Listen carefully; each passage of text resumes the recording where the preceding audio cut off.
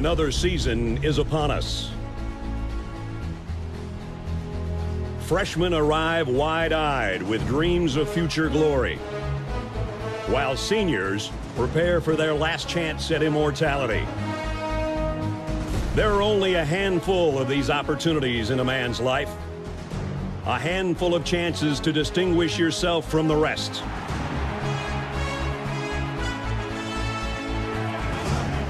It's on these fields where history is made, where legends begin and heroes triumph. Traditions tell the story of what you represent, of those that forge the legacy you uphold. When you come charging out of the tunnel, 100,000 people will be watching your every move. How you respond to that pressure is what defines you. These are the moments that reveal your toughness, your determination, and your pride. The Roughnecks on the Sooner Schooner. Ralphie charging out of the gate. And Chief Osceola planting his spear.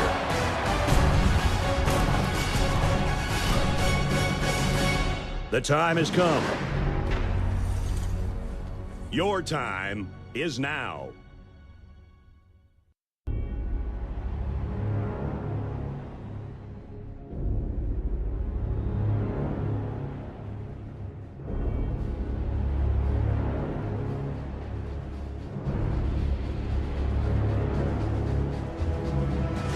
You know, we spent all this time in the spring talking about all 138 programs, and Reed, we reach a pinnacle here tonight because one of these teams turns out they may have a heart of a champion, and we're going to try to decipher who we think is going to win that national title here tonight. So very excited, particular for this show.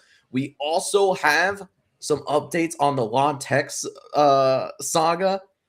Is it over? Is it officially over? We may have an actual schedule from the Conference USA, and it's not going to be the pinnacle of the U-Up Techs. It's going to be probably released at a reasonable time.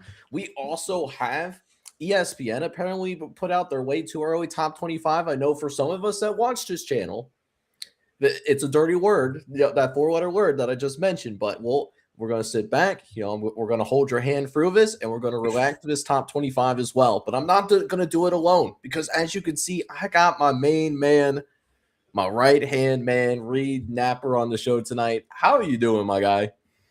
You know, nothing is better than making predictions in the middle of April.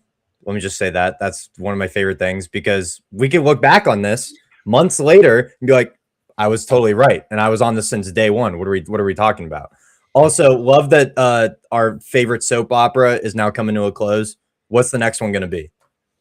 Yeah, the next like soap opera, are we going to see some shenanigans with like our playoff system, or maybe we'll get a new logo? Don't even get me started because that was at the top of the to-do list for the committee. Yeah, it wasn't like figuring out what our eligibility should look like, limiting transfers.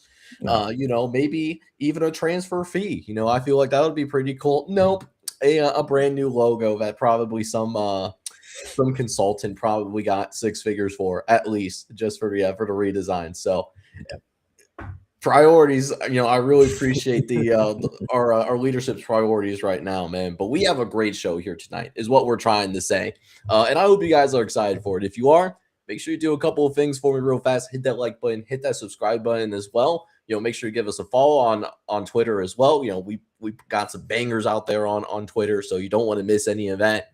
Sure. With that being said, I mean, we talked about it earlier in the intro. It's over. Like, ladies and gentlemen, we got him. We got him. It's over. We finally have clarification on what conference that La Tech is going to play in for the 2026 season. Imagine saying that statement and waiting until mid-April to figure that out. Because, mind you, next month we're going to figure out some kickoff times.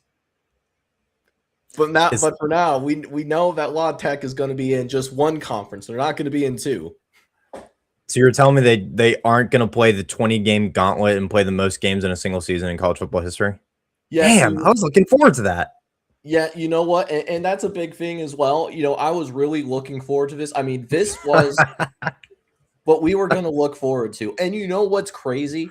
It like there's a couple of days here where they are playing 2 games in one day. Yep. Depending on how things were shaking out, it was actually somewhat possible. Like the November 7th, that's all in the state of Alabama, right? So if you have like an 11 a.m. local kick, and then you parlay that with a 7:30 kickoff in the evening, like that's possible. Just a quick little private jet, fly over. Yeah, just have the taxi squad play the first game or whichever game is less important in the grand scheme, and then have your better players play the other game. Yeah, and then the like the 28th. I mean, that would have been a little bit more difficult. Maybe one of them would be a like a midnight game or something. But it was, I look at this, and as ridiculous as it looks, like like it would have been the Bishop Sycamore path, but they would have found a way to make this work if we really wanted to try it. Yeah, I mean, again, college football's latest soap opera. As along with the handful of other things going on right now. I'm glad they finally came to an agreement. They finally got something settled. I don't think I never saw at least how much they had to pay, but it was a pretty considerable amount. Yeah, and that's the crazy part in all of this too. Like speaking of that exit fee, so it was a lot higher than when it was initially thought. It seemed that initially it looked like that initial exit fee was going to be closer to 5 million, but because Louisiana Tech is leaving Conference USA early, they were originally expected to leave after next season. Choosing to leave a season early, they are paying more than $8 million, which is more than what UTEP paid to go join Mountain West. What? that is actually ridiculous. But good for La Tech. Good for La Tech. I think it's going to be a step up in competition. I think, but I think in the long run, it's gonna benefit them on the field and off the field. Yeah, because I mean, you're gonna have those regional rivalries like come back like in your preview. For example, I know Louisiana Monroe isn't the greatest program in the world, but I mean that's an in-state rival that you're gonna have an opportunity to play on a yearly basis because you're gonna be not just part of the same conference, you're gonna be in the same division. So having that back is gonna be really nice. You also have the Raging Cajuns like in state as well that you're going to go up against. So there's some games in here on their Sunbelt schedule that I'm really excited about for them from a pure rivalry standpoint. That's going to be really beneficial for them. It's going to generate more fan interest, which benefits that entire La Tech community, not just for football. Yeah, and I mean, there's also, one game that sticks out to me, at least in the non-conference, at Baylor. I'm down on Baylor right now. So, Baylor could sweepwalk in that game, potentially steal one before even heading into the conference play. So that would be a huge momentum step for them going into a new conference for sure. Yeah, and it's not just the Baylor game that seems fascinating. They also have the Army game. They have Army on October 3rd to wrap up their their primary non-conference play. I mean that could be a fascinating game as well. I mean, we talked about it over on your show. How high I am on Army. I think that's an Army football team that could potentially go to the American Conference title game. Yeah. And unironically enough, a rematch from a bowl game a couple of years ago when they were trying to find some 5-7 bowl teams. And little old Louisiana Tech stepped up to the plate and took on what was a ranked Army game in the Independence Bowl in Shreveport, Louisiana. So a rematch from that a couple of years ago. Hey, how about that? Small world. Comes full circle. That? Didn't think I was going to pull that out because originally I was just going to talk about how I was going to miss the monstrosity of the schedule. Like this right here. I'm going to truly miss this. When this gets updated on footballschedules.com, it's going to be a truly sad day. Absolute cinema. Yeah. That's the only way to describe it. Yeah. And you know what? That's perfectly okay because we always have the screenshot. Yes. Of what could have been, but I mean it is a lot. But shout out to the Conference USA. Them dragging it out, it did end up being worthwhile. Because it seemed like they're made Louisiana Tech pay even more than what they were originally going to expect. and that money can be used to either maybe attract a new conference member down the line. University of Texas Rio Grande, I know, is going to get some attention. They're making some upgrades to their stadium. So that could be like a team getting some attention. Tarleton State, maybe use some of that money to, get some of those quality FCS options. Maybe even try to sprinkle in a South Dakota State. Who knows? Like they don't want to stay at 10 members. That's certainly like an option that they're probably looking at right now. Yeah, but I do think that's going to help them out tremendously. Yeah, nothing is surprising in the world of college football anymore. So if South Dakota State were to join, that wouldn't be surprising anymore, because we're getting Sacramento State joining the MAC, so anything is possible at this point. Yeah, as Kevin Garnett would say, anything is certainly possible. So yes. And what's going to help us out, I think, as a college football community, is we should see an actual schedule from the CUSA, because yes, they did have that schedule release as well, but because Louisiana Tech was on the schedule for most of these CUSA teams, that was, sort of a placeholder. So now for most of the teams in this conference, aside from a Sam Houston and a New Mexico State, that one was going to be finalized regardless. That we're going to see the CUSA teams are finally going to know who they're going to play. And it took a lot longer than maybe it should have, but I'm happy for them being able to figure out what they want to do in terms of travel plans outside of the month of September. Yeah, and just a thought I had, with Louisiana Tech leaving the CUSA, does there start to become a clear top of the conference and bottom half of the conference? Like, for example, Kennesaw State, reigning conference champion. Do we see them and a few other teams start to really, peak at the top of the conference for this next season and the years to come? And there's just a complete bottom out of other teams, or, is there an even fluctuation? That's something that I think is pretty fascinating, honestly. Yeah, because I'm looking at some of my power rankings for the Conference USA, and I think you can certainly make an argument that there is a pretty clear cut, top 3 or 4, depending on how you feel about maybe even 5, depending on how you feel about Delaware, in terms of, can they continue to improve at the line of scrimmage, because that line of scrimmage did bite them in the butt a little bit in that second half of the season when they got into conference play, albeit still an exciting team to watch in spite of that. But what's really fascinating is that for La Tech, if La Tech was still in this conference, we could have been talking about La Tech being, in that top 3 or 4 and having a legitimate shot of winning the Conference USA, where now they're in the Sun Belt and there's still a good program, a solid G5 program, but it's more of a, middle of a road team in the Sun Belt. So there certainly is that step up in competition, like you mentioned, to where La Tech is not going to have that same roster advantage that they had over the majority of the conference. Yeah, that maybe they enjoyed last year, for example. Yeah, exactly. That was the point I was going to make. La Tech, in my updated Sun Belt standings, they're right in the middle of the pack. They're a 5-7 team right now. So I think that at least in the immediate, it may not benefit them, but I think having that step up in competition is going to be able to lure better talent to that program in the near future. So I think again, all around, it's a good move. And I'm glad that they were finally able to come to an agreement for an outrageous amount of money that shouldn't even be possible nowadays in college football. But what do I know?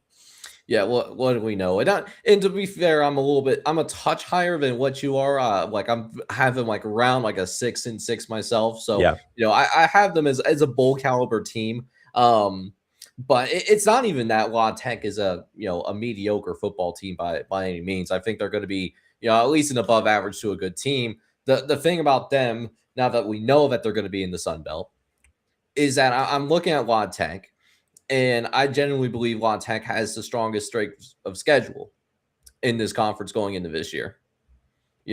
Partially because of their non-conference schedule, but even with some of the games that they have in conference play for Louisiana Tech. And I figure this would be a good time to, if I had that monstrosity of a schedule, I'm not trying to squint, but You got Louisiana. Old Dominion's is a good program.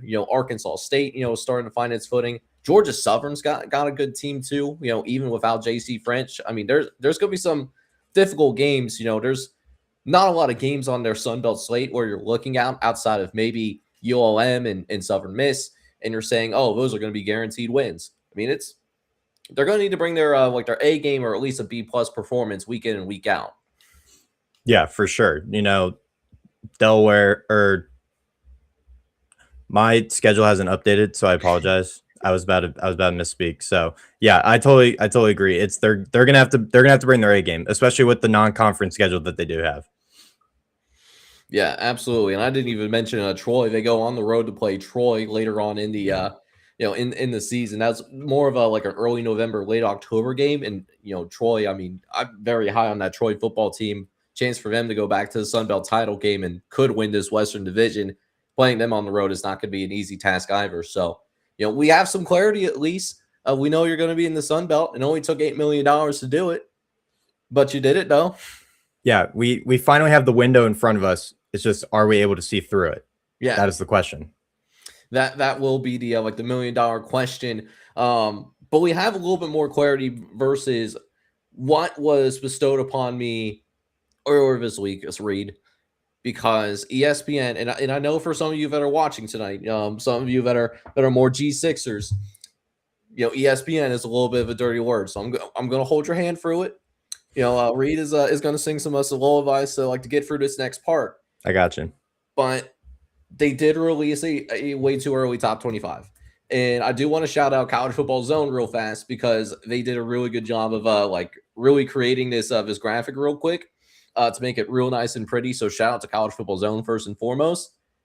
But this is what their top 25 looks like. And we talked about it a little bit, Reed, before we got on air tonight. Yeah. And I look at this top 25, and there's certainly a few fascinating things on this list. I'm sure you had some thoughts on as well. Yeah, I'm gonna work back to front here. So Tennessee at 25. I have Tennessee ranked number 12 right now in the country. And I think a lot of that has to do with their return production. Yeah, you can look at me. It's not me, it's the computer. You can blame the computer. I think a lot of their return production has to do with that mainly. I mean, quarterback's the biggest question mark surrounding that team right now. So I get it from ESPN's perspective because of that. TCU isn't even in my top 30 teams. So that is a bit surprising to me. Louisville and SMU tied at 21. So basically, between the two of them, who's going to play Miami in the ACC championship game, viewing from ESPN's perspective. And before I let you say your piece, Iowa at 19, they're probably about to have the worst quarterback they've had in the last 4 seasons. So, and shout out to Cade McNamara, but Iowa at 19 is kind of blasphemy. But I mean, they're the model of consistency, always 8-4 or better. So, yeah, or in the case in the last couple of years, 9-4, because you have to account for the bowl win against a ranked opponent. Towards the end of the year, we see Iowa in those types of games. And to be honest with you, I actually am okay with Iowa's ranking at 19. We know the defense is going to be there. We know that they're going to have a good offensive line and they're going to have a really good run game to go with that. So really good complementary football experience, head coach as well. $1 million question is, what's that quarterback position look like? But as long as that quarterback, and this has always been the thing with Iowa, as long as that quarterback has a pulse, they're going to be fine. They're so good foundationally and play so well fundamentally that me and you could play quarterback for the Iowa Hawkeyes and they would at least still be a bowl team, and that's how highly I think of them. Like just from a operational standpoint, I do want to touch up on what you said about Tennessee. I don't have as much faith in Tennessee as you do, man. I think they should be higher than 25. I have them in that 21 range, but top 15, though, borderline top 10, brother. Top 10 returning snaps from last season.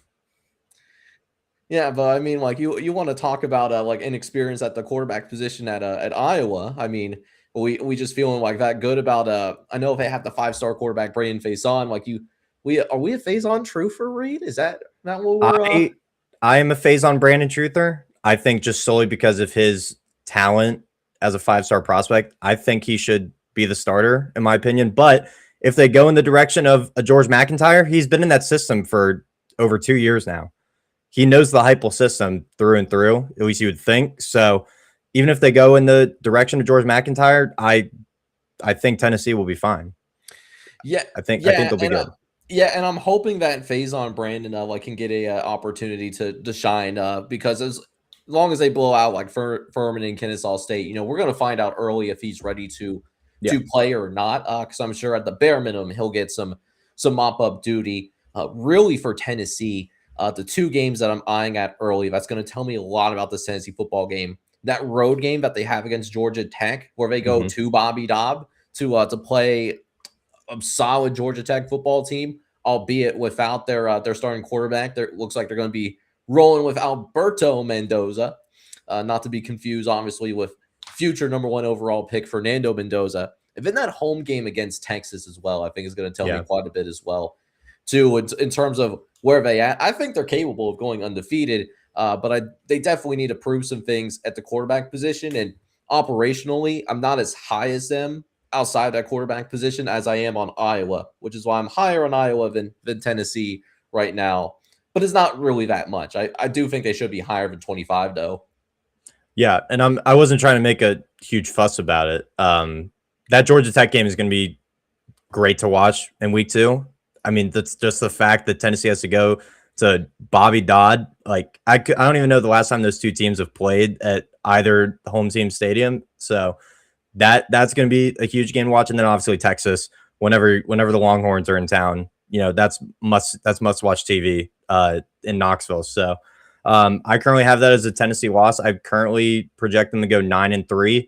I think that bye week later in the season in week 9 could cause some trouble because they go into a Final Four stretch of Kentucky, A&M, LSU, and Vanderbilt. That A&M and LSU back-to-back is going to be tough at the back end of their schedule. So I get it from ESPN's perspective.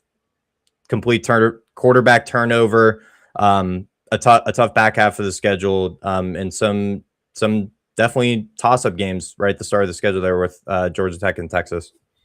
Yeah, but what I will say though, while we are looking at that bottom line for a split second, can we talk about TCU at 23 perspective for a second? What I need to have a conversation with somebody at ESPN in terms of what they're seeing from TCU. I think they're going to be good, but I think they have too many question marks to be a top 25 team. Like we just lost. Literally watched them lose Josh Hoover, who I know he was a little bit turnover prone, but he was still one of the better quarterbacks in the Big 12 last year. That's not nothing. They're buying in Jaden Craig, I guess. Yeah. I mean, 24 career starts, 52-14 TD to interception ratio, new OC. I mean, there's extended Sonny Dykes. I mean, there's a lot of overturn going on at TCU right now. So I am not sure what ESPN sees, but then again, that's probably why we don't work for ESPN. So yeah, how dare we like have some questions about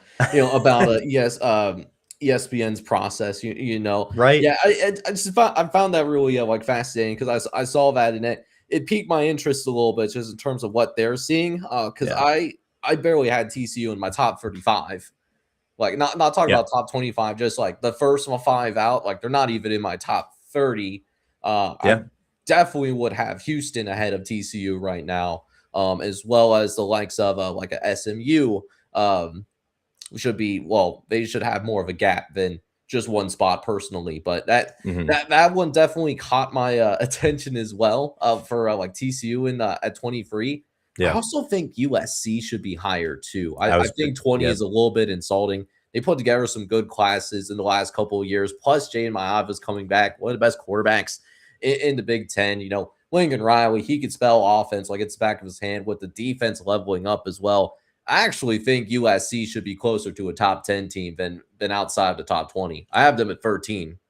That was going to be the next point I made was USC. I'm also higher on them. I have them at 14. So I think the recruiting point that you made is very key here.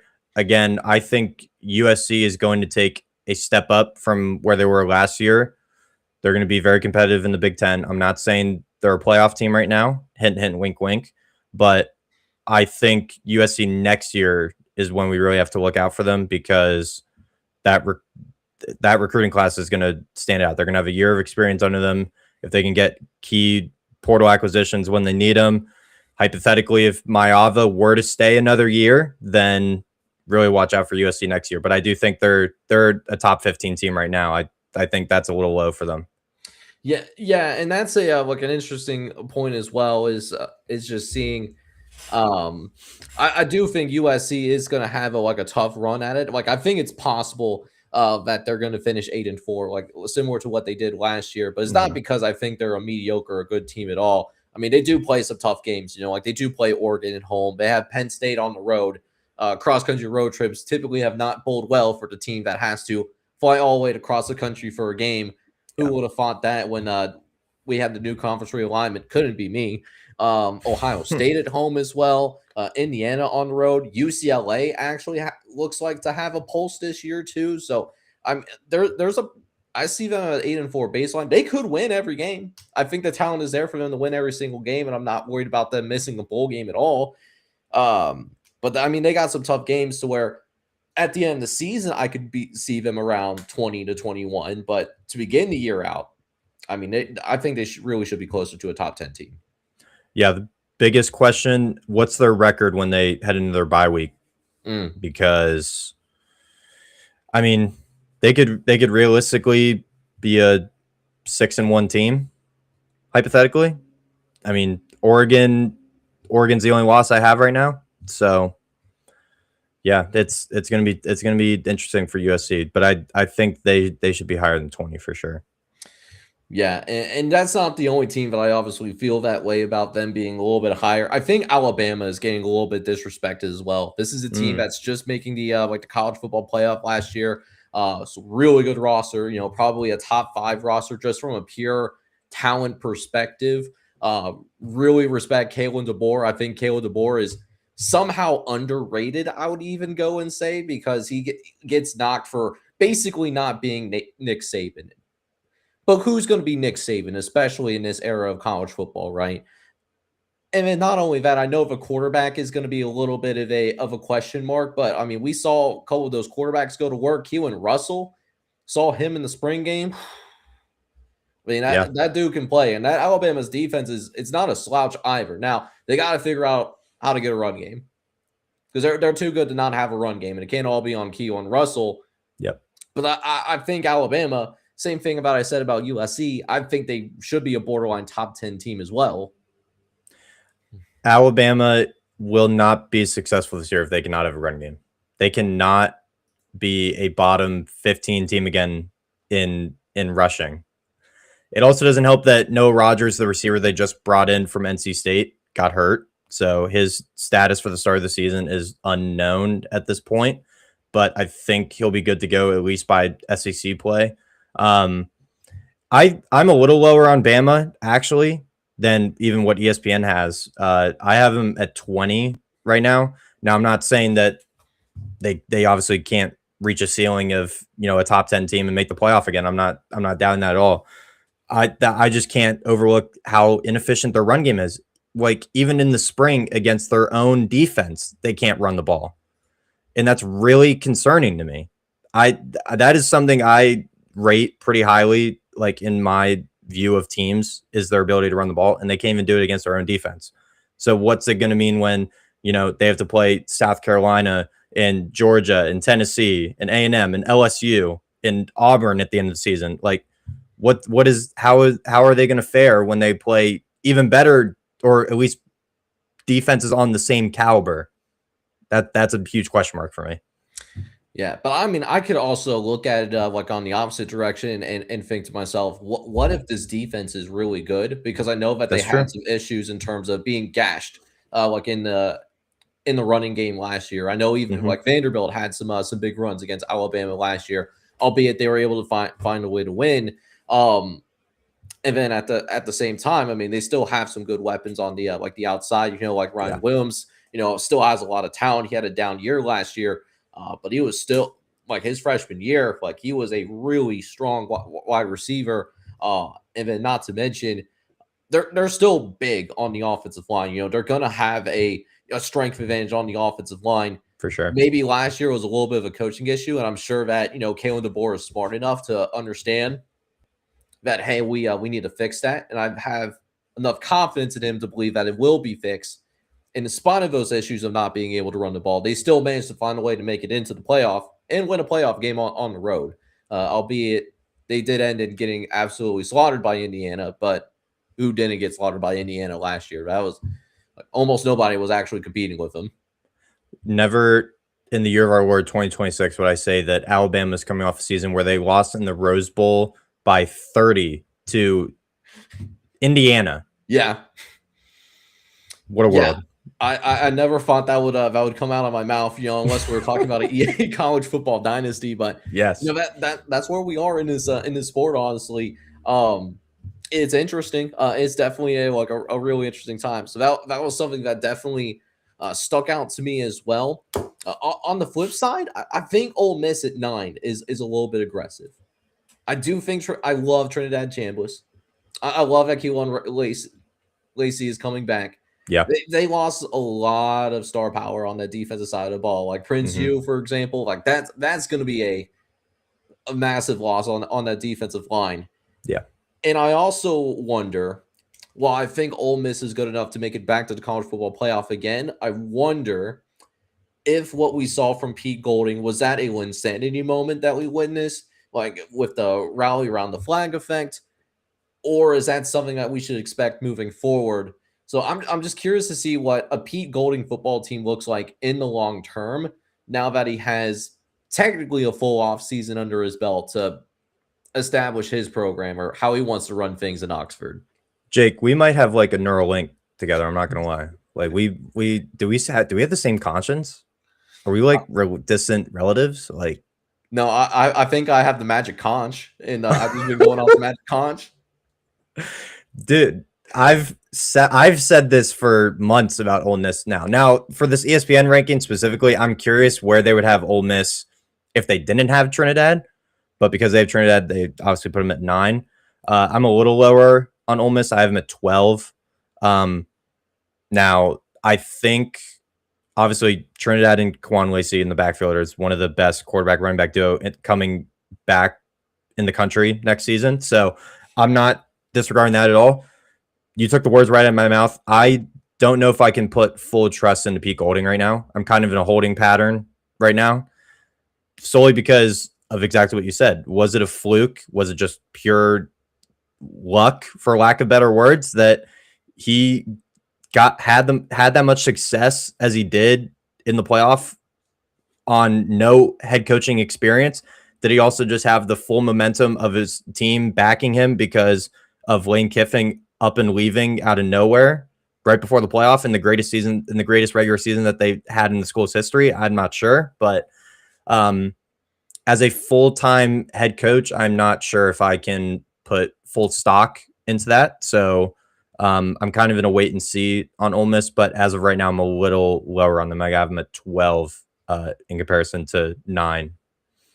Yeah, and I had him at number 14 myself. And I'm willing to give Golding a little bit of the benefit of the doubt here, even though he's essentially operating as a brand new head coach, right?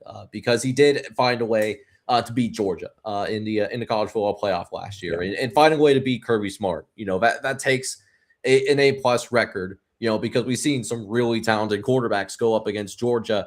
I remember like CJ Stroud, for example. Going up against Georgia a few years ago, and he had Ryan Day, and Ryan Day, very good head coach to an elite head coach in his own right, couldn't find a way to beat Georgia. So I mean, them being able to find a way to beat Kirby Smart on a neutral site field, I mean that's not nothing either, and I do want to acknowledge that. So a little bit more benefit of the doubt compared to what I would normally give a first-time head coach, but I just need to make sure that it's not a Linsanity run that we saw right before our eyes. I agree. Another team I just wanted to point out real quick, Indiana, I think is a little high. I have them at 9 personally, but I'm not disregarding what Indiana is going to be next season. I think they're going to be right back near the mountaintop personally, just based on the roster that they have. And I can't doubt Kurt Signetti, but I currently project them a little lower than 6. I have them at 9 personally. I don't know about you, Jake. So I was actually in the opposite direction. I actually thought Indiana should be a little bit higher. I had Indiana at number 4 because I think the scary part in all of this, I think from a pure talent perspective, I actually think there's more pure talent on this roster than what we saw last year and definitely what we saw in year 1 under Kirk Zanetti.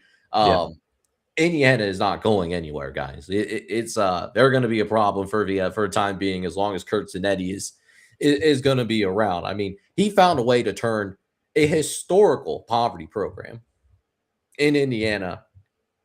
And in his 2 years, he has 2 playoff appearances and he has a national championship ring. That's more impressive than what I've ever seen any coach do in his first 2 years out of school. Even what Nick Saban did in his first 2 years at Alabama. Can you tell how speechless I am? Because again, at Indiana, bro, Indiana, bro. What a world we live in. And also shout out to that TikTok I sent in our group chat about if you were a Michigan fan, would you trade Signetti for Dusty May? Never in a million years. Or if you're an Indiana fan, would you trade Signetti for Dusty May in basketball? Never in a million years am I giving up the greatest football coach we've had in our program's history and the first national championship in our school's history for Dusty May. Like, what? I don't even know. And Dusty May, he won a national championship, and he found a way to take Florida Atlantic to the Final Four a couple of years ago. So no disrespect at all to Dusty May. No, none at all. Our college football show, but I mean, to the point of the TikTok that you sent in specifically, I mean, at least for Michigan, Michigan basketball, there was a time where they were good before Dusty May arrived. Yes. On the other hand, Indiana football, I mean, there would be a year every once in a while, once every decade, where they would have a good to a very good season. They were celebrating Lou Holtz as a top 5 football coach ever at that university. And Lou Holtz, the best that he did was that he took them to some random bowl game in the 1970s or whenever he coached there, right? That's what we're talking about here. Just in terms of in the Indiana football, right? Other thoughts that I had, because I'm cool with the top 5 to be honest with you. I mean, not really any big changes. And this is more of a ranking philosophy for me. I always like to have at least one G6 in the top 25. So I would have Boise State in my top 25 because I think they're the best G6 team in the country right now. And I also would venture. I know this might get some eye rolls because they're usually used as a team to prop up the rest of the conference. I actually do think Missouri actually should be ranked here. I really like Austin Simmons. I really like Eli Drinkwitz. Ahmad Hardy is the best running back in the SEC as well. Austin Simmons is not bad. What happened to Austin Simmons was purely bad injury luck because he was going to play. He was not playing bad when he got hurt. It's just that Trinidad Chambliss was playing just as good. And so why would you fuck up a good thing and change him out for a rustier Austin Simmons? So, I mean, Austin Simmons is good. He's going to surprise some people for sure. I actually thought South Carolina and Florida should also get some consideration. I think both of those teams have a lot of talent. And going back to my personal philosophy when it comes to my top 25, in the preseason, it's going to look very similar to what my personal model has, because for me, it's who are the top 25 best teams in the country at the end of the day. So I think South Carolina has a lot of talent with Norris Settlers and Dylan Stewart. And then Florida really fascinates me, seeming like they might have an adult in the room, or at least someone that maybe is a little bit better of a head coach than a Billy Napier, albeit having less resources than what Billy Napier had to work with at Florida. Yeah, just to touch on the few teams you said there, Florida, I would have it 16. South Carolina, I would have it 19. Missouri, 21. Arizona sneaks in my top 25, 23. Auburn, surprisingly, at 24. Yeah, I know. The model loves Byron Brown, and so do I. So Yeah, I mean, I really messed with Byron Brown as well, and like Auburn was a team that was getting consideration. They were in my top 30. And then Arizona, I would personally have in my top 25 as well, if Yeah, it wasn't for my personal rule of having a G6. So for sure. if I didn't care about conference at all, or not caring about having a G6 in there, like Arizona would be in there instead of a Boise State. Yeah. And I think Arizona, under Noah Fafita, I mean that's going to be an Oh, exciting yeah. team to watch too. So you could really sit back. I mean, there's only 25 teams that you could put in the top 25, but you really like sit down and think about it. Like even like a TCU, like I think there's a world where you could put like TCU in a top 25. I just think there's some other teams out there that are just more deserving, I think, at this time. Yeah. You could realistically, I mean, if you really wanted to have fun with it, you could just make like a top 40 and, really put a lot of teams like on that bubble of in the top 25. I'm not saying to actually implement that in the real world college football. I'm just saying if you wanted to have a good old fun time ranking teams, just like make your normal top 25 and then put a few teams on the bubble. That's all I'm saying. Or you could be like me and piss off multiple fan bases at the same time by releasing the full like 138. I mean, that's something that I am planning to do once we get done with like going through like spring predictions like for here on Twitter as well as on the YouTube page as well. Like that is coming.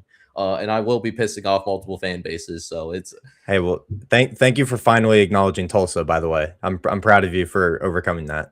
You know what? I really appreciate that. It took a lot of work. I wasn't sure if I was able to pronounce Tulsa, but we got the dictionary out. We got the hooked on phonics, and we did it. Hey, yeah, that works. Golden Hurricanes, great mascot. Yeah, very good team name as well. But before we like get ready to get into really the meat and potatoes of the show tonight. Oh yeah. Is there anything else that you have to say about this ESPN way too early top 25? No, it's ESPN, so I take it with a grain of salt anyway. Let's go. Let's go next. All right, there we go. Yep. That's what we're talking about, baby. That's the kind of attitude that I like here on College Football Red Zone. So before we get ready to unveil this final graphic here, man, need you guys do a couple of things here for me real fast. First of all, really appreciate you enjoying the show. If you can hit the like button and hit that subscribe button real fast, because it takes a lot of work to, not only prepare for the show, but make the pretty graphics and, like I got to get people organized, like getting in that I would truly appreciate that. And then make sure to go check his stuff out as well. Love for the Game Pod here on YouTube as well as on Twitter as well. That would truly help a brother out. So I truly appreciate it. I appreciate that. Of course, man. I got you. Got you, my God. All right. So here we go. So with that being said, a couple of interesting caveats as we get into college football playoff is that we actually have some changes that I'm sure some of us may have forgotten about, but unfortunately, I did not.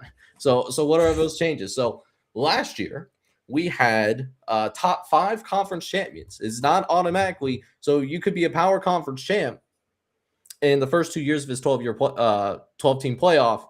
There was a world where you could miss. Duke, I'm looking at you. That's not the case anymore. If you're a power conference champion, no matter where you're at, what your record is, you're going to be in. So it's a super auto bid for the power conferences. And then you have one auto bid for the entire G6. And then on top of all of that, we have Notre Dame. We have that Notre Dame quirk where they're ranked in the top 12. That's basically an auto bid for them too. Mm-hmm. Like they automatically get one of the like the at-large spots, which that one rubs me the wrong way. Oh, and then the last thing about the G6, it's not, you don't necessarily have to be a conference champion. It's the highest ranked G6 team.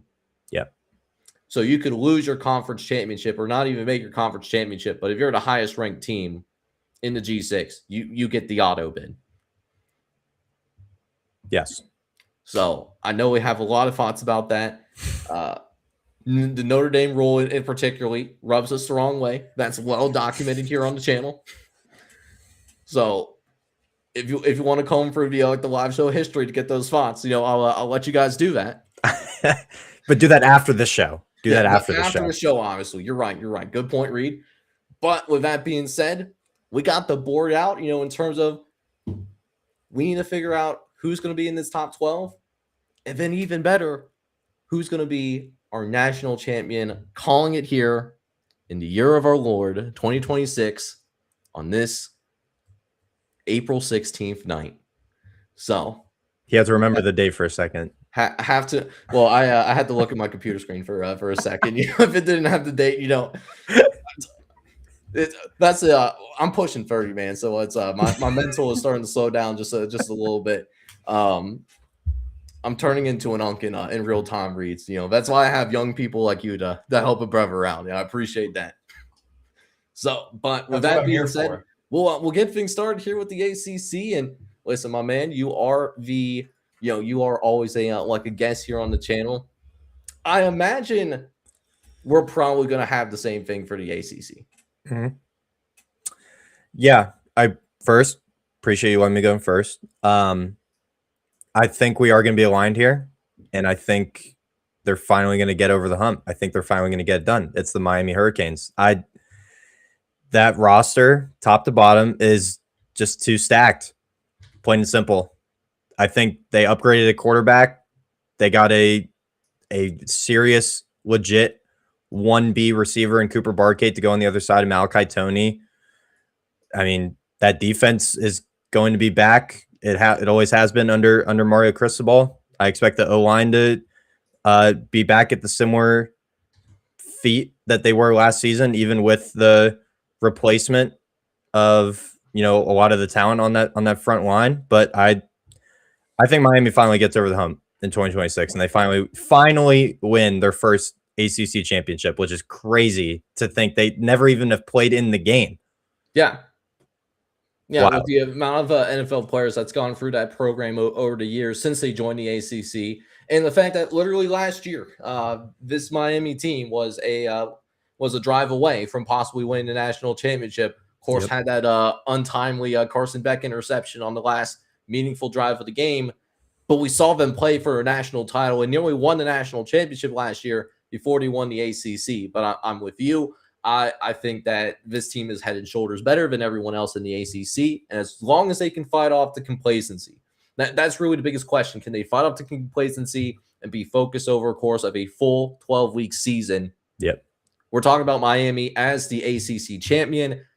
That being said, I don't really see any other teams from the ACC making it into the college football playoff at this time. I think there's a couple teams that could get consideration, like maybe – like a Louisville could get some consideration. I have Louisville playing in the ACC title game personally, but I don't think that the resume would be good enough, even though I would have them as a 10-3 football team at that point with the ACC championship loss to get one of those at-large bids compared to some of the other teams that I have ultimately making the playoff. Yeah, I think SMU could also be in that conversation. I think SMU is going to be really competitive in the ACC. I think I do have SMU playing in the championship game against Miami. But I think, again, like we prefaced, Miami is just way too stacked both sides of the ball. I think they have to get it done this year. And if they don't, that is a failure. Yeah, that's absolutely a failure if they don't win the ACC, or if they definitely don't make the college football playoff. That's a disappointment of a year, especially after what you went through to get Darian Mensah at the 11th hour. So you're going to have that target on your back. For sure. But speaking of targets on your back, moving on over to the Big Ten. So for me in the Big Ten, I do have 3 teams from this conference making it to the college football playoff. One that's going to surprisingly have the biggest target on its back, and that is going to be Indiana. So Indiana, your defending national champ, I do think is going to end up coming back here. And I think they're going to win not necessarily win the Big Ten, but I think they'll be back in the Big Ten championship and get that opportunity to play for the Big Ten title. I don't think they'll win it this year, but I do think they will do enough to make it to the Big Ten championship and get possibly a top 4 seed in the college football playoff. Another team that I do have as well is the Ohio State Buckeyes. I actually think this team in particular is actually going to, no kidding, be the team that wins the Big Ten. Not only do I think it's the most talented team in this conference. I think this is the most talented team in the country. Not necessarily thinking that that's going to automatically lead them to winning a national championship. But I do think Ohio State is going to at least win the Big Ten this year. But then what about team number 3? And I think team number 3 is going to come with a very little surprise here. I have the Oregon Ducks. I don't think that they'll make it into the Big Ten title game, but I think they're going to have a very good record like they did last year. I think they finished 11-1, and because of tiebreakers, miss out on the Big Ten championship. And so they'll get in, possibly getting a home game as well, the way that I'm looking at things. Ditto to all 3. I have the exact same 3 from the Big Ten in, but I do not to pile on for those 3 teams. I'm going to talk about some teams that potentially could be on the bubble of maybe being competitive and maybe potentially an outside chance at the conference title. Just pulling it up here real quick. So I think Penn State is going to be in that conversation. I think Washington is going to be in that conversation. And I have an outside shot at Iowa being in this conversation. I currently have Iowa as a 9-3 projected record.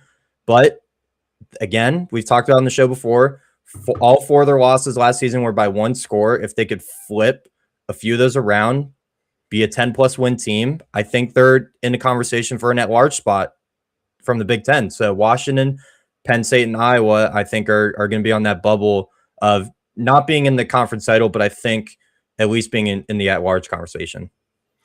Yeah, and I certainly agree with you on Penn State, like certainly being in that bubble conversation as well. That was a team that I was heavily considering like putting into my college football playoff personally.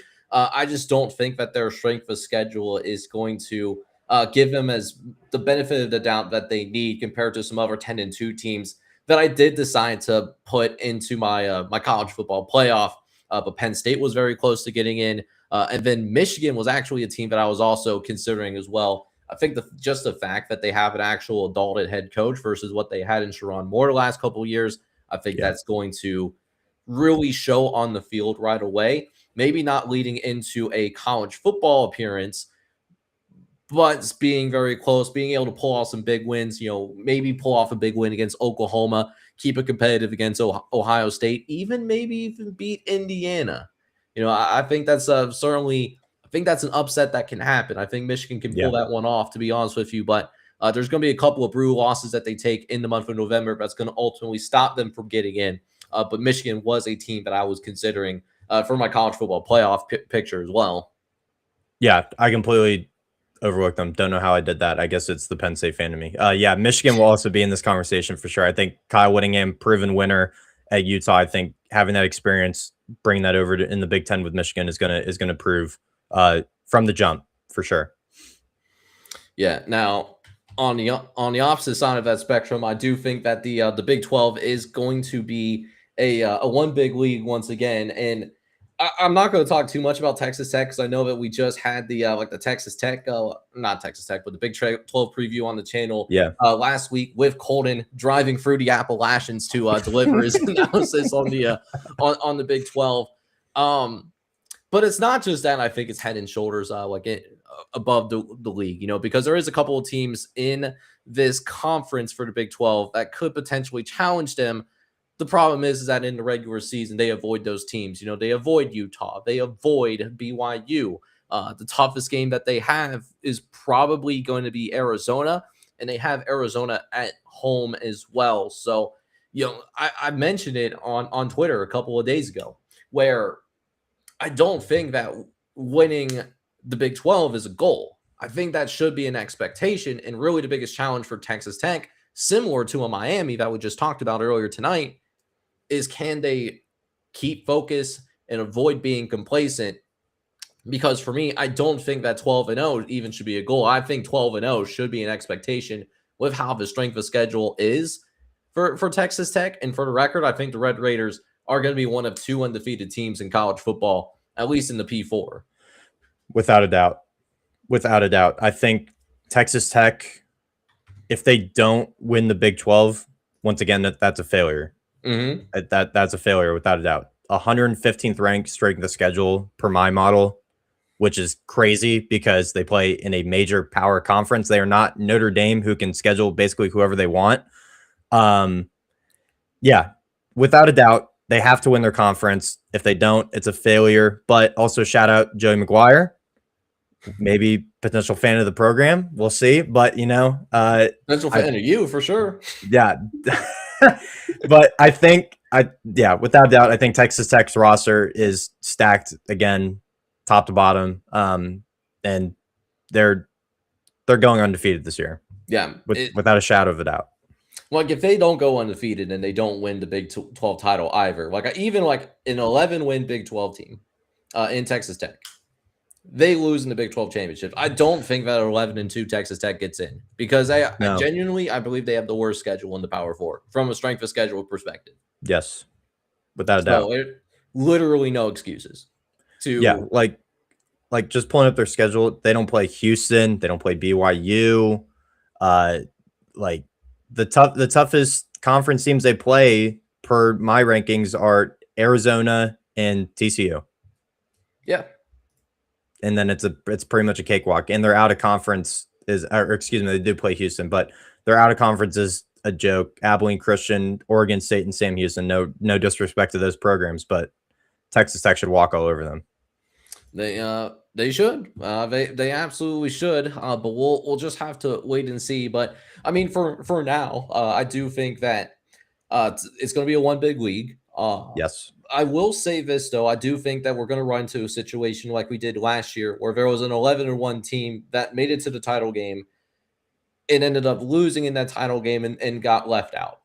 We saw this happen with BYU last year. I do think we see a similar case happen this time around, albeit not with BYU. I think Kansas State's path is a pretty clear-cut path. I think it's a good team, maybe not a top 25 caliber team yet, but a good team that just happens to have a great schedule draw. And I think 11-1 is certainly possible for Kansas State. And actually, that's what I do have them at.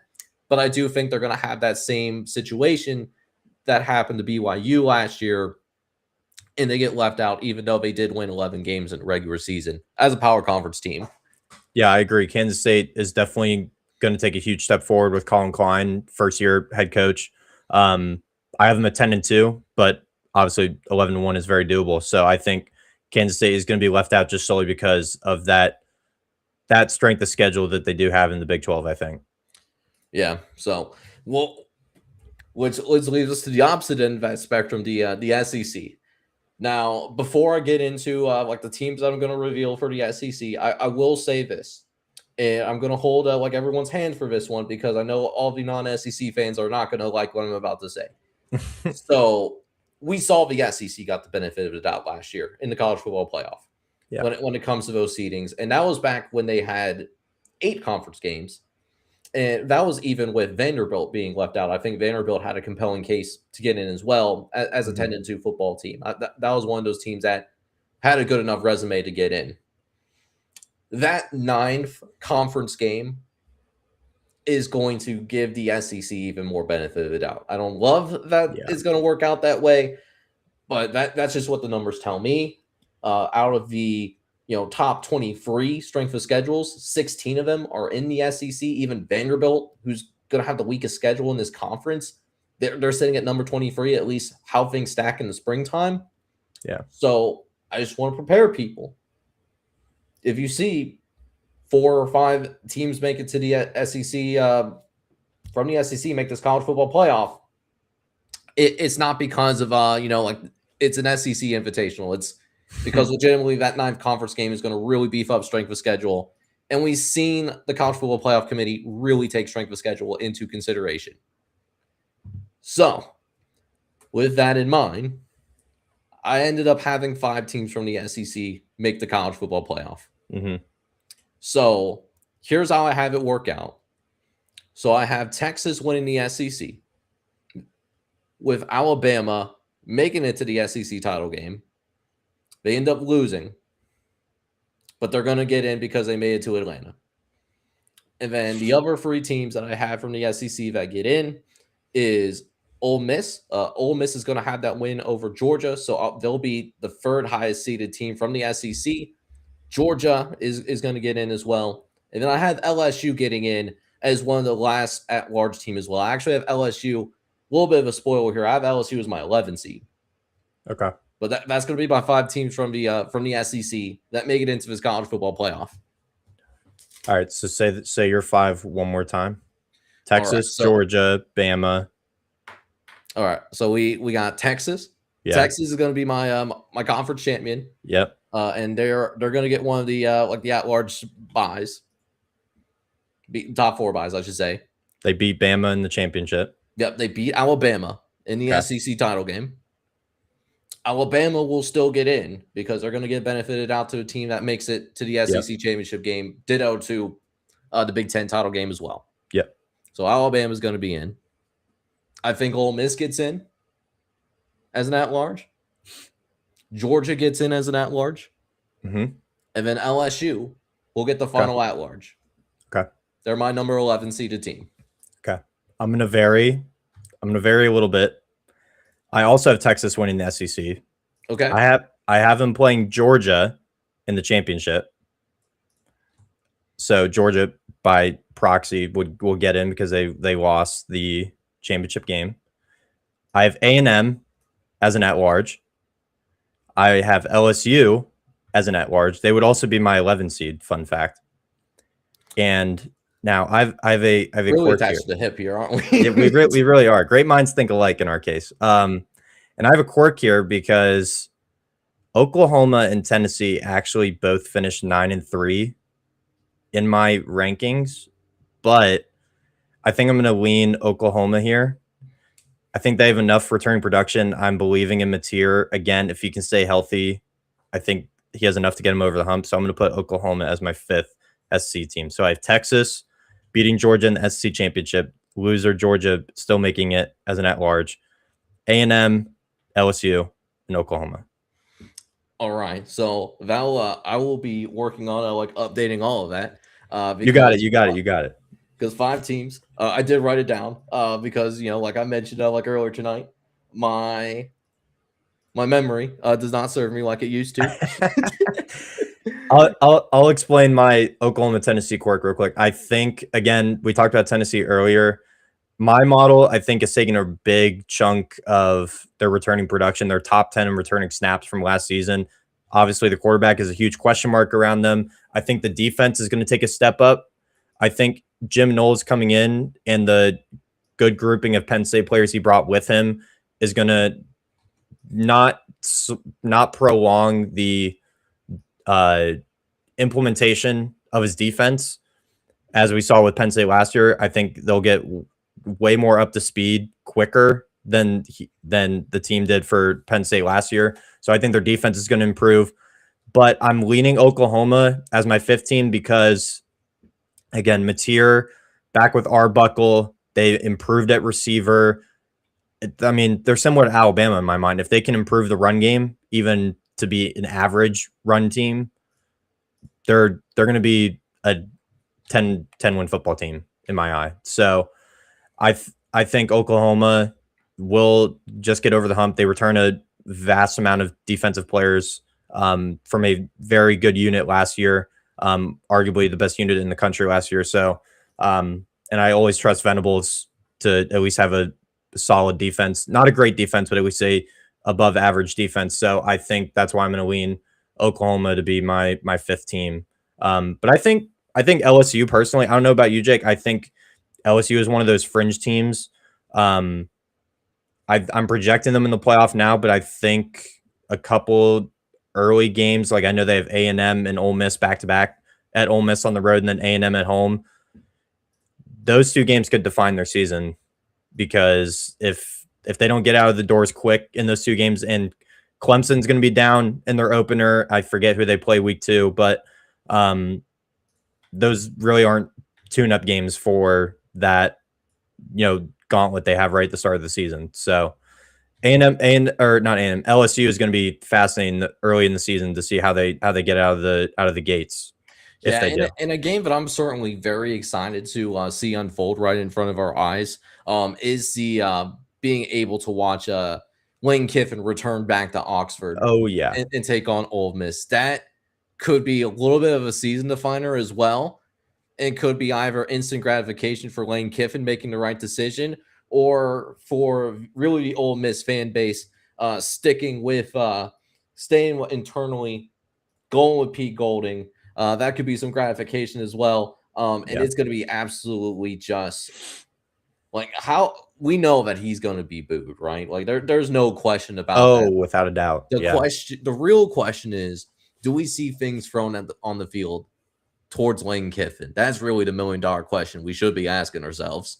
I think so, because wasn't there an I'm trying to remember, wasn't there a game with Ole Miss that stuff got thrown? No, I'm thinking the Texas-Georgia game, sorry, a few years ago, when Texas fans were throwing stuff on the field. I remember that, because they thought they had an interception, and then it initially was called pass interference, and then the Texas fan base essentially bullied their way into the refs picking the flag up. Yeah, I remember. Yep. Yeah. So I'm glad that we have a little bit of a difference here, man. Because I'm not gonna lie, I was getting a little concerned for a second, being on the same wavelength. I'm not personally as high on Texas A&M and Oklahoma. I think Texas A&M last year had the benefit of playing one of the easier schedules in the SEC, and this time around it does flip on his head. And just seeing them when they played against top level competition in their last couple of games, against Texas and of course against Miami. Texas A&M did flounder, and they just have more of those teams on their schedule this year, whether it be LSU on the road. They have Alabama on the road as well, at Oklahoma, which I know is a team that you also have in the playoff too, which is another big one. And I kind of feel the same way about Oklahoma as well. I'm hoping for a healthy John Mateer. What's really holding me back ultimately is I actually think they're going to get off on a little bit of a slow start. I actually think they start the year 2-3. So Michigan, Georgia, Texas, all losses. Yep. Okay. Yeah, I mean, I don't disagree. I think they could go 2-1 in that stretch. Personally, if they go 2-1 in that stretch, I think they'll be fine. But it's totally not out of the realm of possibility they start the season 2-3 without a doubt. I'm not disagreeing with that at all. That's a very tough opening 5 games for the Sooners. Yeah. It does seem like we do have 2 spots left for our playoff teams, and I have a feeling that we know where one of them is going to be. I think we're both going to land here on Notre Dame, but I think it's an expectation for Notre Dame to make the playoff with not as bad as Texas Tech's schedule, but it's not a good schedule either. Just in terms of strength of schedule, they need to at least split the BYU Miami game, which I think they can finish undefeated. I absolutely do believe that. But at the same time, 10-2, I don't think is going to be able to really cut it. Without a doubt. I have them projected undefeated right now, but at BYU is never easy, and Miami at home is going to be cinema. So, and they'll have revenge on their mind from the season opener last season. I think it's not a matter of if Notre Dame makes the playoff, because I think pretty much everyone and their brother is projecting Notre Dame to make the playoff. It's a matter of how high of a seed do they get, because we know they automatically get a spot if they're in the top 12. It's just where do they get placed, and do they have a favorable road to a national championship based on that seeding? Yeah, because I will say this about Notre Dame. I mean, I'm sure they were definitely going to have revenge on their mind because of what happened in Miami, and that ultimately ended up being the difference. For sure. It was basically down to either Miami or Notre Dame getting the final at-large bid into the college football playoff because of the quirks that we saw with the auto bid situation for that 10 seed.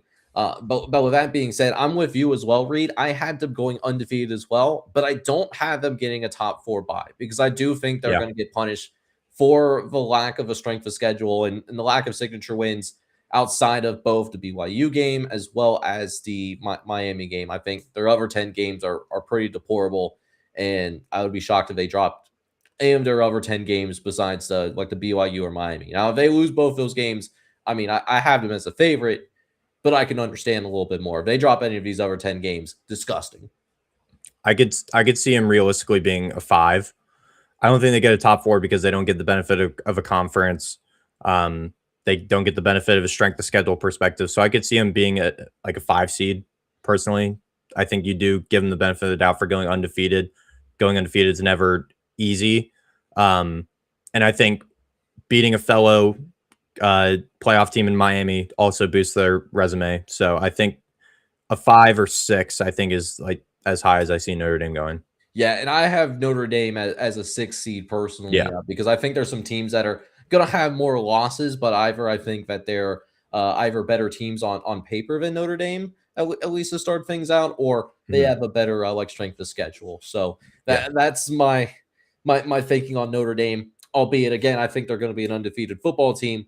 I don't think that unless we see some additional chaos around the country, I don't think that top 4 is not that it's not realistic, but I don't think it should be an expectation, even if they do finish undefeated, unless it ends up being like a BYU that ends up winning the Big 12 and Miami win the ACC. Then we can certainly see Notre Dame getting boosted. BYU is a little bit of a wild card in all of this.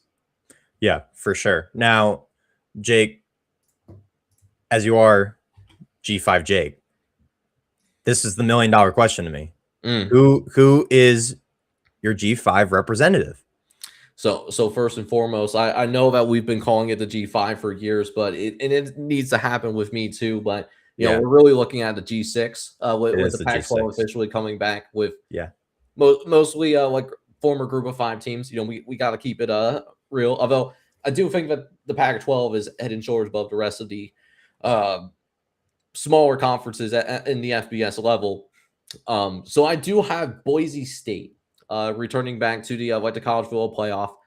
There was a couple of other teams I was considering here. I was considering UNLV. I think UNLV could make a pretty compelling case here if they can run the table, which they do have a ceiling that exists where UNLV could win every single game. Ditto with James Madison as well. And James Madison, we literally saw them in the playoff as well.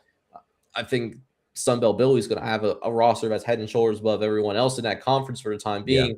But I think Boise State, I think UNLV and James Madison also finishing around that 11-1 type of record. I think not only does Boise State do that, but I think Boise State has one of the stronger strength of schedules in the G6. And so I think that is going to push Boise State into a college football playoff spot. And I will be locking them in as my 12 seed into the college football playoff. I'm not disagreeing. I also project Boise State right now, but I think I kind of vary in the teams that are going to be in that consideration spot on that bubble. UNLV, I have in that conversation. I think New Mexico is going to be in that conversation personally. I know you vary differently from your view of the Lobos, but I think they just return enough. They're going to be competitive, and I am a huge Jason Eck fan, so I think he's going to have the Lobos competitive again. James Madison, I have in that conversation. USF, I personally think is up there. UTSA as well. I know you were high on UTSA in the American, so I think those two teams are also going to be in this conversation. But yeah, I think Boise State is the cream of the crop in the G6. Totally agree with that. And I think they are truly the team to beat. But again, for all the teams that we did talk about on that bubble with the G6, I think they don't stack up to Boise State, at least as of April 16th. So yeah, that's what we got. Yeah, and you make some fascinating points about UTSA as well. I think UTSA could make some compelling arguments. They do need to find a way to win the Tulane game. That is a toss-up for me. And then the $1 million question is, and I think the committee is going to value this as well, against your power conference opponents, are you competitive? And that helped James Madison a little bit in terms of being able to get that final spot because of the fact that we saw the Duke conundrum and we saw them at least competitive with Louisville. They didn't win the game, but it was a one possession game deep into the fourth quarter. And it wasn't even one of those, James Madison scored to cut it to a 1-score game with 30 seconds left. It was legitimately a dogfight for 4 quarters. So UTSA has Texas, and we do have Texas as a college football playoff team. The two of us do. So if UTSA does make it competitive, then that could help the Roadrunners out tremendously. USF, on the other hand, I don't think they're going to have that benefit of the doubt because they just don't have those those signature games that they did last year. Mm-hmm. They're non-conference. They have FIU, Delaware State. Shout out to Deshaun Jackson, Bowling Green on the road, and then you have Kent State at home. That's the non-conference. So, USF is going to have to run the table to have a chance, and even then, Boise State has a harder schedule. Maybe looking at UNLV, like we talked about, they have tougher games. New Mexico, you talked about them have a tougher game as well. I have a harder time seeing USF getting in, but I mean, it's certainly not impossible at the same time. Yeah, definitely Boise State's out of conference schedule helps them. Oregon, obviously we both project them as a playoff team. Memphis is going to be a fascinating matchup in the group of 6 between Memphis and Boise State. And then South Dakota, I mean, is a competitive FCS team. So they definitely get the benefit of the doubt of having a competitive out of conference schedule on top of the Pac-12 schedule that they have. In Western Michigan, how could I forget that? Jeez, they go to Kalamazoo week 4. How could I forget that? Yeah, cross-country road trip, and it's going to give us a real opportunity to see what the Broncos are made of, because I know that you're really high on Western Michigan as well. When we were doing our MAC preview as a collective crew earlier in the springtime, so that'll be a fascinating watch as well, just in terms of what we see from this Oregon football team, or not Oregon, but Boise State and Western Michigan collectively. This is what I get for doing 2 things at once, right? No, I know what you meant. I know what you meant. But you're ready to see the bracket that I'm going to definitely hold myself over for the next 3 months, at least for me. Okay. So here we go. Read them and weep. We have the official College Football Red Zone spring bracket. Whoa. Hold on. Battle of Indiana in the championship? Whoa. Yes, okay. Yeah, we're going to get a rematch from a couple of years ago. So I'm going to explain myself a little bit, explain this bracket because I didn't get a chance to get yours. So one game that I'm really interested in the first round is Miami and Georgia. Candidly, if this was happening on a neutral site field instead of being on campus, I would give Georgia the benefit of the doubt and beat Miami on a neutral site field. But because this game is going to happen in Miami, I do think what we're going to end up seeing is I think Miami is going to barely survive against Georgia. And I think Miami is going to move on and make a pretty deep run. I think they are also going to be able to beat Texas and get to the semifinal before falling to Notre Dame. Oregon, I'm not going to explain that one. I think Oregon is going to be too much for Boise State. Ole Miss, I think they'll be the one team on the road where I could see them beating Alabama. I think Trinidad Chan is good enough, even though I think Alabama is a slightly better overall team. I think old Trinidad Chan is one of those guys where he himself, and we saw this last year in the Georgia game, he could win a game for you. So I do have Ole Miss going on. Notre Dame, I think Notre Dame is a better team, even collective team, even though LSU has really talented pieces. I think 2027 is the year where we're looking at LSU as a more serious threat. We do see them get back, but I do think that Notre Dame handles them there.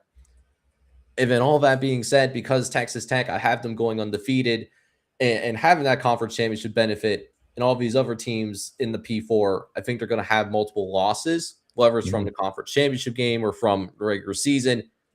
I do have Texas Tech as the 1 seed because they're really the last undefeated team from the power conferences outside of Notre Dame, and Notre Dame doesn't have a power conference. So that's what I'm looking at. I do ultimately have Notre Dame beating Indiana in the national championship, a rematch from 2 years ago in the first round. And the Notre Dame Fighting Irish, I think, are going to be your national champion. The first one for Marcus Freeman.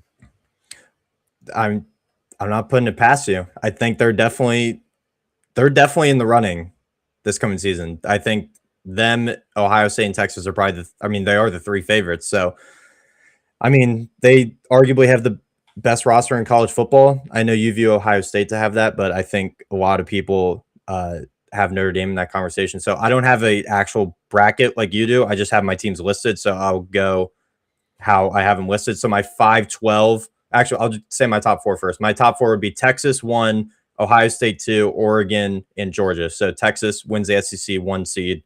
Ohio State 2, Big Ten champion. Oregon, Big Ten runner-up. They're the 3. Georgia, SEC runner-up. They're the 4. Notre Dame at 5. Texas Tech at 6. Indiana 7. Miami 8. A&M 9. Oklahoma 10. LSU 11. And Boise State 12. So my 5-12 would be Notre Dame, or would be Boise State going on the road to Notre Dame. I think Notre Dame handles them. LSU on the road at Texas Tech. Fascinating at Jones AT&T Stadium. I'm going to take Texas Tech in that matchup. Indiana against Oklahoma. Oklahoma going on the road to Bloomington, Indiana. Oh yeah, that's a scary spot for these SEC teams for sure. Unbelievable. Unbelievable. I'm going to take Oklahoma in that upset. Oh, I'm gonna take Oklahoma in the upset. You're really feeling Oklahoma then, huh? I am, yeah. Okay. And then A&M going on the road to Miami. I'll take Miami over the Aggies. So I'm trying to do a visual in my head. So Texas Tech the 1. I'm basing this off of yours. So Texas Tech the 1 would play Miami. I will take Texas. My 4, Georgia, would play Notre Dame. I will take Notre Dame. 2 is Ohio State. They play what was this? The 7-10 Indiana, Oklahoma. So Ohio State against Oklahoma. I'll take Ohio State. And then my 3, Oregon, they will play the winner of Texas Tech and who's this? Wait, no. Who dat? This is so hard to do without a visual. I'm just gonna say I also have Notre Dame as my champion, but I would have them playing. I would have them playing Ohio State. I think I don't know. This is hard to do without a visual, but Notre Dame is my champion as well. Yeah, so I mean, first and foremost, I mean, we have the same wavelength when it comes to. I'm assuming you're going off of Texas is going to beat Ohio State in the regular season. That's what you're rolling off of. Hence why you have Texas ranked ahead of like Ohio State for example. But yeah, man, I think Texas Tech does with that playoff experience. I think that does help them out, and I actually think they do win a game before they do end up losing to Indiana. Although candidly, I think my top 3 like teams I'm really looking at for a national championship because I think they have all the ingredients to make a run. Like Notre Dame, who's obviously my champ, Indiana, who's going to be in my championship game, and Texas Tech. Texas Tech, I think, also has all the ingredients as well when it comes to having a really good defense, a really good offensive pieces, an experienced quarterback, an experienced coach. And this one isn't talked about as much, which is why part of the reason why I didn't have LSU making it out of the first round. Normally, a team that wins national championship does win at least 10 games the previous year. LSU did not do that. So I do have LSU at least making the playoff, but I'm not, even with the talent that they have, I'm not taking them seriously as a national championship contender. Because we normally don't see teams make a jump from having a mediocre record the previous year to winning the national championship in one fall swoop. Yeah, that is a feat to overcome. So I don't disagree. But yeah, so I do also have Notre Dame and Ohio State playing like in my playoff as well, except that is happening in the quarterfinal. It's not even a thing like Ohio State, I think, has a really good team. I just think that Notre Dame has more experience with playing with each other. Yeah. And I think that comes into a play, particularly in a neutral site environment. And that Notre Dame team is going to be extra motivated after feeling like they were snubbed, so much so that they ended up basically taking their ball and going home. Yeah. I'm actually typing out the bracket as we speak so I can give you my. Okay, here we go. 1 seed Texas would play the 8 Miami. Texas wins. Notre Dame, the 5, plays the 4 Georgia. I have Notre Dame beating Georgia. Ohio State, the 2, plays Texas Tech, the 6. I have Ohio State winning. Oregon beats the 10 seeded Oklahoma. So Texas, Notre Dame in the semi. I have Notre Dame, excuse me. Ohio State, Oregon in a rematch of the Big Ten championship. I have Ohio State, and yeah, Notre Dame beating Ohio State in the championship. Okay. So I mean, we're thinking the same thing in terms of Notre Dame. I'm curious to hear from the audience though, what you guys think in terms of who you have winning it all. Are you on the same wavelength as Reed and I, going to Notre Dame in terms of winning the national championship, or do you have somebody else? And definitely let us know why in the comments section. One more thing that I did want to mention before we sign off tonight is that I wanted to let you guys know about what's happening next Thursday. So I did get on the phone with Roger Goodell to ask to see if they can move the NFL draft, or at least get it done by the time that 8 o'clock rolls around so that we can have our show. So what Roger Goodell did while he was on the phone, he took a look at the follower account of NFL on social media. He took one look at my my social media account between Twitter, YouTube, and all that. He laughed. He gave a good chuckle and said that we'll be in touch. So that's to say that we might have something for Thursday, but if not, we're not going to have a show on Thursday. We're just going to have a show Monday night, and that would be the only live show that we have on Monday night. So that we all have an opportunity to celebrate the best college players from last college football season. Yes.